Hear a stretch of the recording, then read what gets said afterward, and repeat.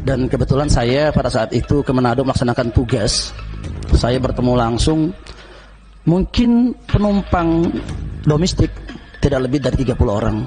Sisanya seluruhnya adalah masyarakat Tiongkok yang tidak bisa berbahasa Indonesia dan tidak bisa berbahasa Inggris.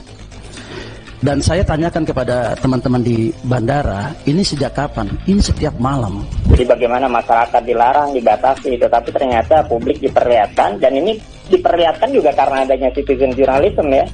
Ini Cina, ini setan nih, Cina setan nih. Mengajar doang. Kamu Cina ponjok juga kamu. Karyawan dari Hong Kong kamu. Pulang ke kampung sana Cina. Ada nama saya karyawan. Boleh. Iya udah Cina pulang. Kalau ngerusak orang Indonesia. Bajingan kamu. TKA Cina dibantai Sulsel lecehkan wanita pekerja lokal dipolisikan. Yang kedua kali saya lagi bekerja seperti biasa depan laptop saya gitu kan. Terus dia ngajak ngobrol di samping saya. Saya didorong tiba-tiba dia bilang di ruang kerja. Di ruang kerja. Ya, di ruang kerja. Itu saya didorong, itu posisinya memang tidak ada orang. Dan dia udah tutup pintu. Saya didorong, dia bilang saya harus berhubungan sama dia harus berhubungan dengan saya gitu. Dia bilang dia harus berhubungan sama saya nggak bilang saya nggak mau, saya bilang gitu kan. Terus dia paksa didorong, dia itu langsung masukin tangannya ke dalam baju saya, itu sudah kena, tapi posisinya di situ saya langsung benar-benar mendorong, terus saya keluar, saya ditarik, saya sampai jatuh, terus bajunya juga sempat ditarik, dibuka gitu, udah kelihatan sih, itu udah main tarik-tarikan. Terus ya udah, terus habis itu udah tarik-tarikan segala macam, dia udah pegang remas itu udah benar-benar nggak bisa deh. Di Indonesia kita bisa melihat dan menyaksikan ketika Indonesia berubah kiblat ke Cina. Banyak di Indonesia ini orang berbondong-bondong menjadi munafik. Kenapa saya katakan sampai berbondong-bondong? Karena dibaliknya ada min amplopi bin pulus. Bahkan orang yang jujur, orang yang amanah disingkirkan, tidak dihormati.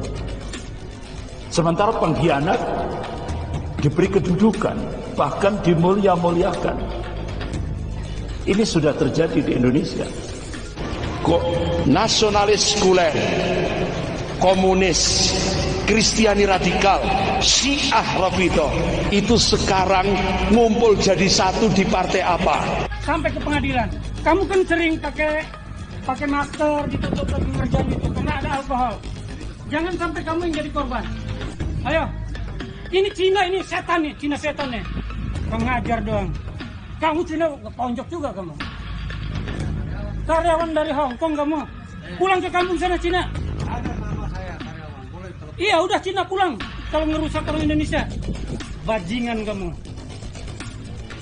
Cina. Saya orang satu-satunya yang mau menghancurkan bumi hangus Cina di sini. Asal tahu aja kamu. Kurang ajar.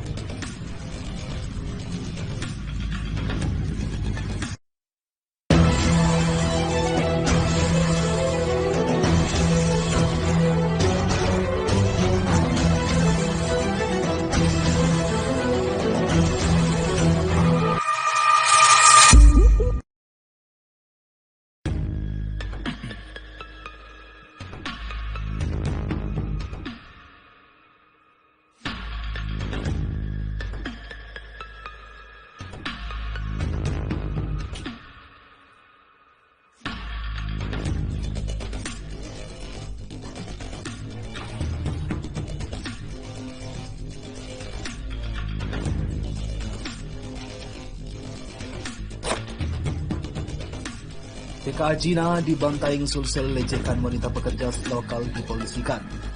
Bantaeng, seorang tenaga kerja asing TKA Cina yang bekerja di salah satu perusahaan nikel di Kabupaten Banteng, Sulawesi Selatan, inisial MRT, dilakukan ke polisi karena diduga melakukan pelecehan seksual kepada wanita usia 19 tahun yang merupakan pekerja lokal. Katanya disuruh buka maskernya, langsung nyosor cium bibirnya, saya punya keponakan, kata paman Y inisial AF kepada detik.com Rabu. Diketahui pihak korban membuat laporan polisi di Polres Bantaeng dengan nomor LPB 18/2022/Res Bantaeng. Laporan polisi tersebut dibuat pada Sabtu 15 Januari sekitar pukul 16.55 WITA. Menurut AF, peristiwa pelecehan seksual di tempat kerja itu berawal saat gadis Y masuk kerja bersama seorang rekan kerjanya.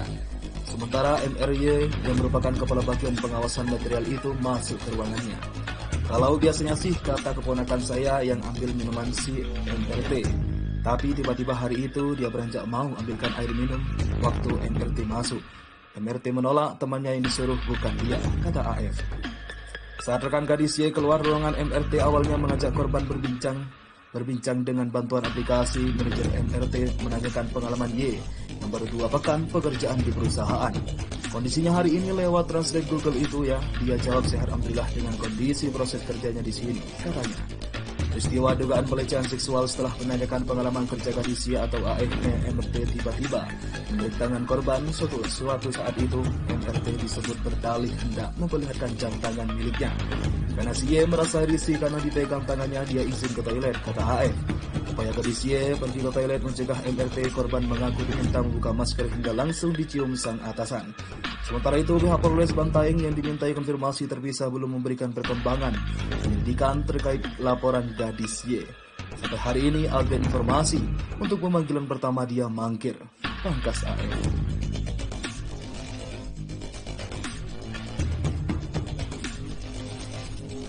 Yang kedua kali saya lagi bekerja seperti biasa depan laptop saya gitu kan. Terus dia ngajak ngobrol di samping saya. Saya didorong tiba-tiba. Dia bilang di ruang kerja. Di ruang kerja? Ya, di ruang kerja. Itu saya didorong, itu posisinya memang tidak ada orang. Dan dia udah tutup pintu. Saya didorong, dia bilang saya harus berhubungan sama dia harus berhubungan dengan saya gitu.